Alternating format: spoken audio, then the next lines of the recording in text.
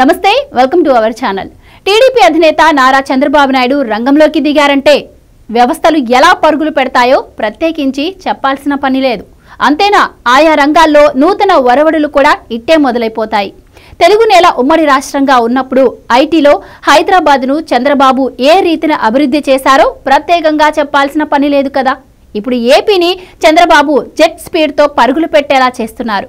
అంది వచ్చిన సాంకేతికతను వినియోగించుకుంటూ పౌర సేవలను ప్రజలకు ఎంత ఈజీగా అందించవచ్చు అన్న విషయంలో చంద్రబాబు సర్కార్ అద్భుతాలనే చేస్తోంది। వాటి కారణంగా ఏపీలో ప్రజలకు పౌర సేవలు నిజంగానే నేరుగా జోబులోకి వచ్చి చేరుతున్నాయి।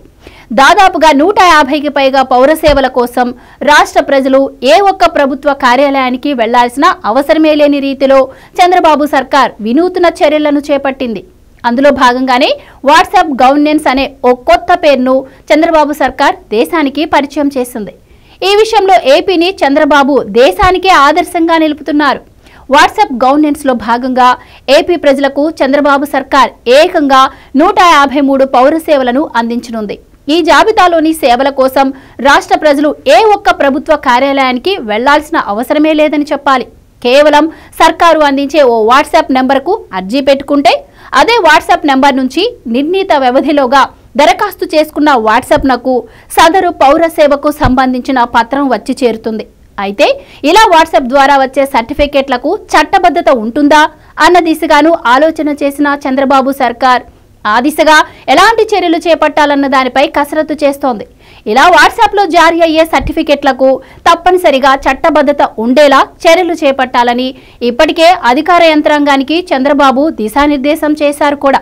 అంతేకాకుండా వాట్సాప్ ద్వారా జారీ అయ్యే సర్టిఫికెట్లు దుర్వినియోగం కాకుండా కూడా పటిష్టమైన చర్యలు చేపట్టే దిశగాను అధికారులు కసరత్తు చేస్తున్నారు। ఈ కొత్త తరహా గవర్నెన్స్ పై కలెక్టర్ల సదస్సులో చంద్రబాబు పలు కీలక ఆదేశాలు జారీ చేశారు। ఇక చంద్రబాబు మార్గదర్శకత్వంలో అధికార యంత్రాంగం వాట్సాప్ గవర్నెన్స్ పై ప్రత్యేకంగా దృష్టి సారించింది। ఆయా పౌర సేవలకు సంబంధించిన సర్టిఫికెట్ల జారీలో తీసుకోవాల్సిన జాగ్రత్తలపై కీలక స్థానాల్లోని అధికారులు ఇప్పటికే ఓ రూట్ మ్యాప్ను తయారు చేశారు। దానిపై కలెక్టర్ల సదస్సులో కీలక చర్చ జరిగింది। కొత్త వ్యవస్థ అమలులో కొన్ని సమస్యలు తలెత్తవచ్చని వాటిని ఎప్పటికప్పుడు అధిగమిస్తూ భవిష్యత్తులో అలాంటి సమస్యలను తలెత్తకుండా జాగ్రత్తలు తీసుకోవాలని చంద్రబాబు సూచించారు। వినడానికే సరికొత్తగా ఉన్న వాట్సాప్ గవర్నెన్స్ పై ఇప్పుడు దేశంలో ఆసక్తికర చర్చకు తెరలేవనుంది। దేశంలోని ఏ ఇతర రాష్ట్రం కూడా ఈ దిశగా అడుగులు వేయలేదు। అడుగు వేయడం అలా పక్కన పెడితే ఈ దిశగా ఆలోచన చేసిన దాఖలా కూడా లేదనే చెప్పాలి।